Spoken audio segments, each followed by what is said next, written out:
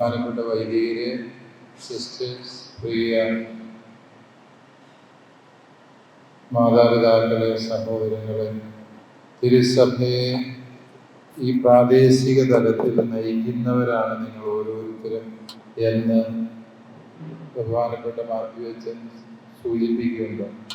അത് വളരെ സത്യമാണ്. അതിന് ഞാൻ നിങ്ങളെ പ്രത്യേകമായി നന്ദിയോടെ സ്നേഹത്തോടെ ഓർക്കുകയും ചെയ്യുന്നു.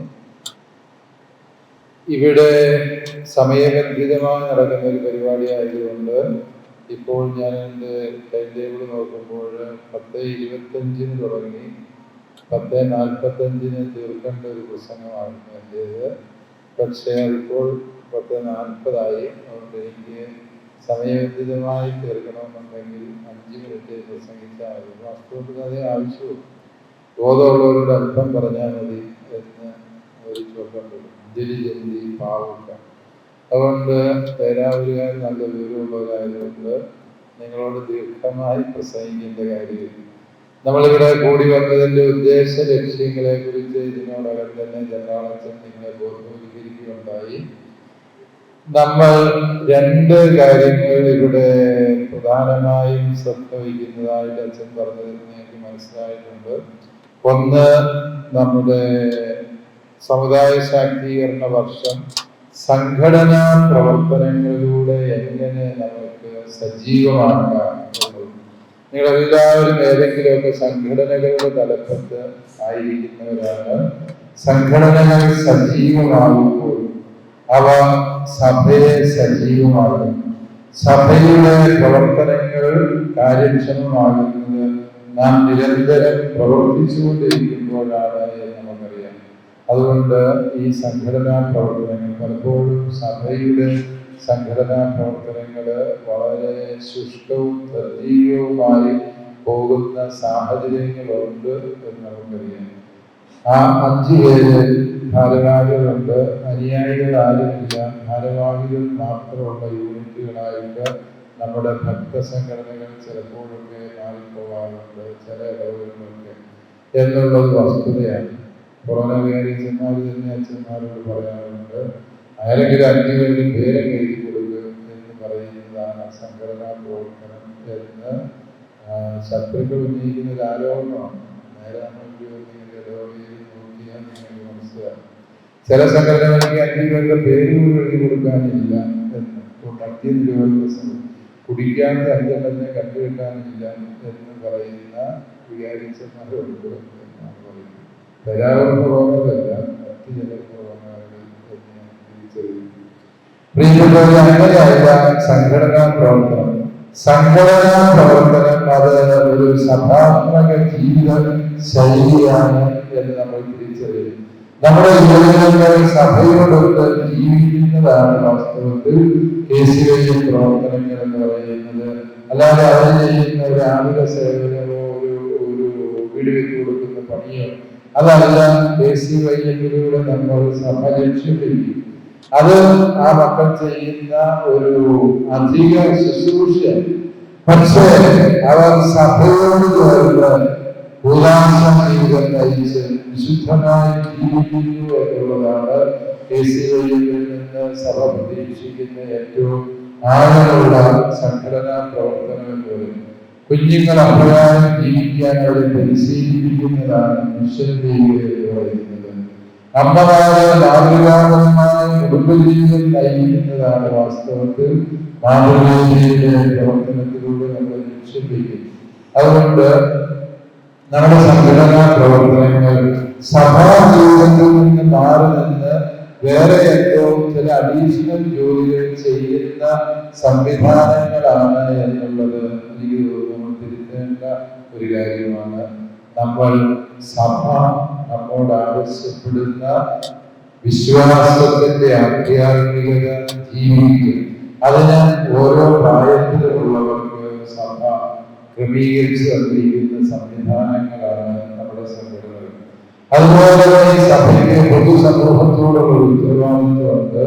ആ ഉത്തരവാദിത്വം നിറവേറ്റുന്നതിന് വേണ്ടിയാണ് സാമൂഹിക മാനങ്ങളുള്ള സംഘടനകളെ സഭ ക്രമീകരിച്ചിരിക്കുന്നത്. അത് AKCC ആകാം, കാർഷിക വിഷയങ്ങളിൽ ഇടപെടാൻ ഇൻഫാമാകാം, മദ്യനിരോധന സമിതിയാകാം. അപ്രകാരം ജീവകാരുണ്യ മേഖലകളിൽ ഇടപെടുന്നതിന് വേണ്ടി വിൻസെന്റ് ഇപ്പോൾ അതുപോലെ സോഷ്യൽ സർവീസ് സൊസൈറ്റി ഇത്തരത്തിലുള്ള എല്ലാ സംവിധാനങ്ങളും ആത്യന്തികമായി സഭയുടെ സുവിശേഷ പ്രഘോഷണമാണ് നടത്തുന്നത് എന്നുള്ള തിരിച്ചറിവ് നമുക്കെല്ലാവർക്കും ഉണ്ടാകണം. അതുകൊണ്ട് നമ്മുടെ സംഘടനാ പ്രവർത്തനങ്ങളുടെ സഭാത്മകമായ അർത്ഥം മനസ്സിലാക്കി അതിനോട് ചേർന്ന് പ്രവർത്തിക്കുക. ഈ സംഘടനകളെല്ലാം സജീവമാക്കുന്നത് സഭയുടെ ഏറ്റവും അടിസ്ഥാന യൂണിറ്റായ കുടുംബ കൂട്ടായ്മകളാണ്. കുടുംബ കൂട്ടായ്മകളിലാണ് സംഘടനയുടെ പ്രവർത്തനങ്ങളുടെ ആധാരമായി നിൽക്കുന്ന ചിന്തകളും അതുപോലെ പ്രവർത്തന പദ്ധതികളും രൂപപ്പെടുത്തേണ്ടത് എന്നതിനാലാണ് കുടുംബ കൂട്ടായ്മയും സംഘടനാ ഭാരവാഹികളും ഒരുമിച്ച് നമ്മൾ ഇവിടെ ചേർന്നിരിക്കുന്നതിന്റെ അർത്ഥം. അതെങ്ങനെ ഫലപ്രദമായി പ്രായോഗികമായി ചെയ്യാൻ പറ്റും എന്നുള്ളത് നിങ്ങൾക്ക് വിശദീകരിച്ചു തരുന്നതാണ്. മറ്റൊരു പ്രധാനപ്പെട്ട കാര്യം എന്ന് പറയുന്നത് നമ്മുടെ സമുദായ ശാക്തീകരണ വർഷത്തിൽ ഒരു സമുദായം എന്ന രീതിയിൽ നമുക്ക് ലഭിക്കേണ്ട അവകാശങ്ങൾ സർക്കാരിന്റെ ഭാഗത്ത് നിന്ന് നമുക്ക് നൽകും എന്ന് പറഞ്ഞ പല കാര്യങ്ങളും നേടിയെടുക്കുന്നതിന് നമുക്ക് അവസരങ്ങൾ ലഭിക്കുന്നില്ല, അല്ലെങ്കിൽ അതെന്താ ചെയ്യേണ്ടതെന്ന് നമുക്ക് അറിയാൻ പാടില്ല എന്നുള്ളൊരു പ്രശ്നമാണ്. നമ്മുടെ ജോർജ് കുര്യൻ സാറ് മന്ത്രിയാകുന്നതിന് കേന്ദ്രമന്ത്രിയാകുന്നതിന് മാസ്റ്റർ കൗൺസിലുണ്ട്. അന്ന് 80-20% എന്നുള്ള വലിയ പ്രതിസന്ധി നമ്മൾ അഭിമുഖീകരിക്കുന്ന കാലത്ത് ന്യൂനപക്ഷ അവകാശങ്ങളുടെ 80% സമുദായത്തിനും 20% ബാക്കി എല്ലാ ന്യൂനപക്ഷങ്ങൾക്കുമായി കേരള സർക്കാർ വിഭജിച്ചതിനെ കുറിച്ചുള്ള ചർച്ചകളിലാണ് അദ്ദേഹം പങ്കെടുക്കുന്നത്. അത് അദ്ദേഹം പറഞ്ഞൊരു കാര്യമുണ്ട്, 20% ക്രിസ്ത്യാനികൾക്കുള്ളൂ എന്ന് പറഞ്ഞ് നിങ്ങൾ കരയുന്നതിന് ഒപ്പം മനസ്സിലാക്കേണ്ട ഒരു കാര്യമുണ്ട്. ഈ അർഹതപ്പെട്ട 20%-ന്റെ 11% നമ്മൾ യഥാർത്ഥത്തിൽ വാങ്ങുന്നുള്ളൂ. അതിനുള്ള അപേക്ഷ കിട്ടുന്നു. ക്രിസ്ത്യാനികള് ഇങ്ങനെയുള്ള ആനുകൂല്യങ്ങൾക്ക് അപേക്ഷിക്കാൻ പോലും മനസ്സില്ലാത്തവരായ നിലകൊള്ളും. പിന്നീട് കുറെ മാറ്റങ്ങൾ വന്നിട്ടുണ്ട്.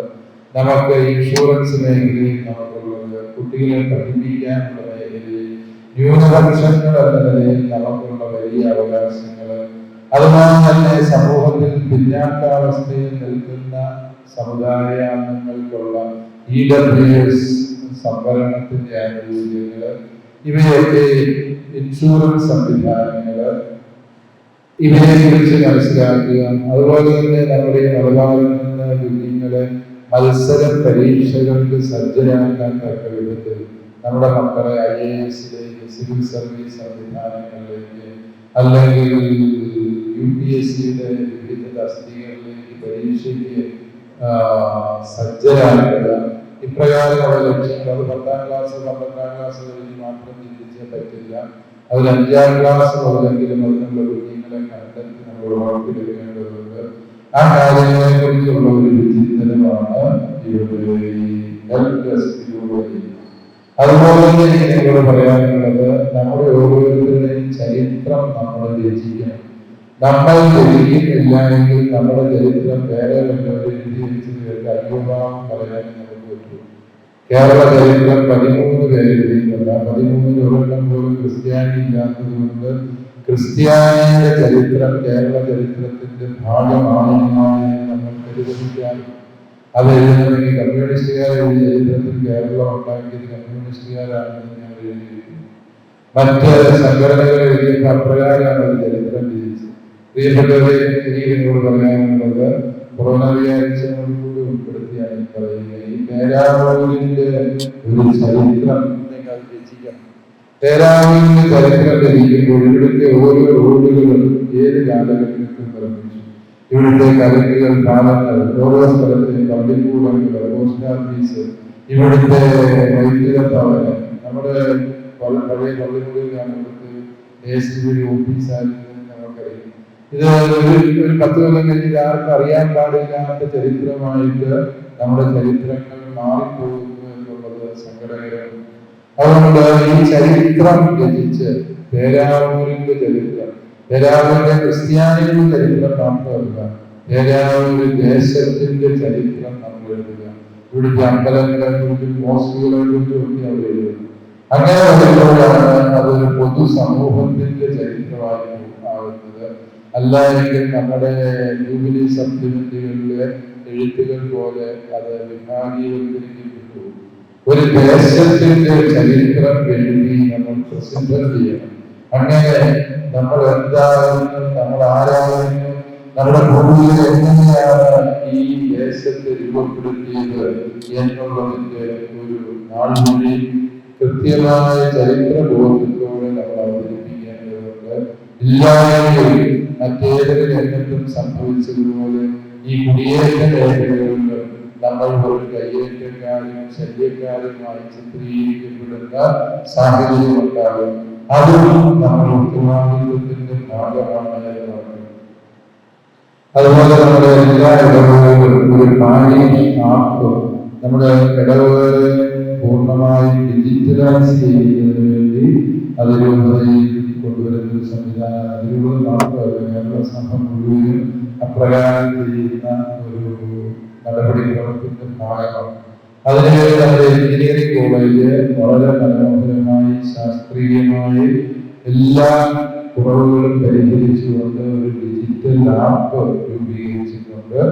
അത് പരീക്ഷണാർത്ഥ പദ്ധതിയുടെ റിപ്പോർട്ട് ചെയ്തു. അതിൽ എന്തെങ്കിലും കുറവുകളുണ്ടെങ്കിൽ അതെല്ലാം പരിഹരിച്ച് ഇത് ക്രമീകരിച്ചിട്ടുണ്ട്.